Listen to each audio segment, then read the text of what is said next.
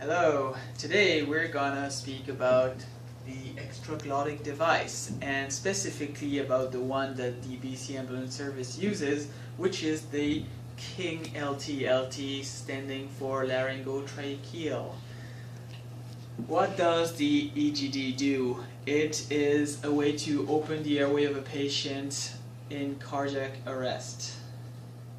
It will go into the patient's esophagus, block it, and send air into the patient's trachea to keep that oxygen flowing in there. EGD work.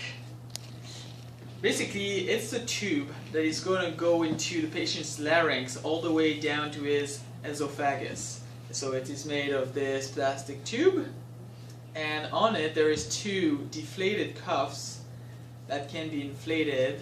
I'm just going to show, for example,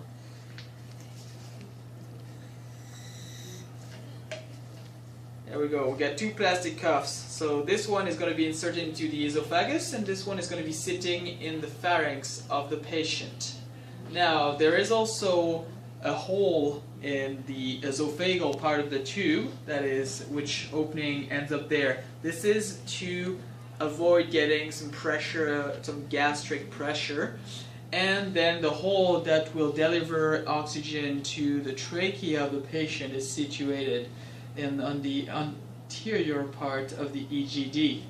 And we have then the little tubule there on which we're going to plug the syringe to push air in the cuff. My pretty mediocre French explanation skills, we're gonna use this image here to explain a bit more in detail how the EGD goes inside the patient. So we can see here that the tube went all the way into the esophagus.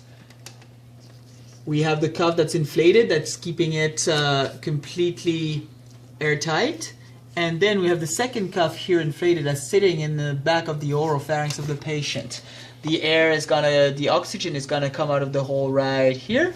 And we now have the end sticking out of the mouth of the patient, on which we are going to plug a bag valve mask.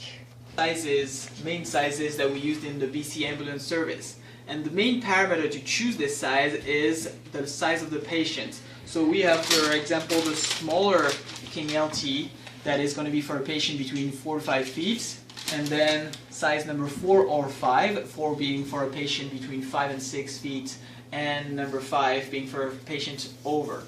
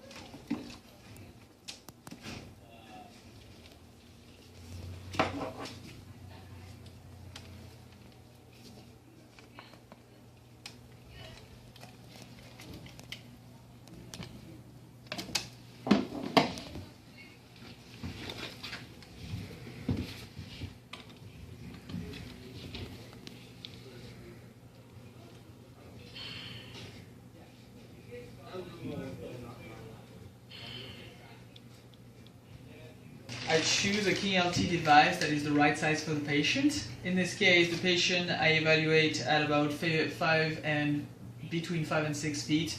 So I chose a size 4 King LT. And first I am going to test the cuffs by inflating them and making sure that there is no leak and that they stay inflated. I can now get the King LT ready for the procedure. So I am going to lube it on its posterior side to help me put it down the pharynx of the patient. Make sure not to lube it on the interior side, as lube could get into the tracheal opening and then get into the patient's airways. Now, using a chin tongue lift, I am inserting it until I feel resistance, and I can now inflate the cuffs. So you could see the King LT get out a bit, it was just setting in. I can now plug the back valve mask and check that my ventilations are going in properly.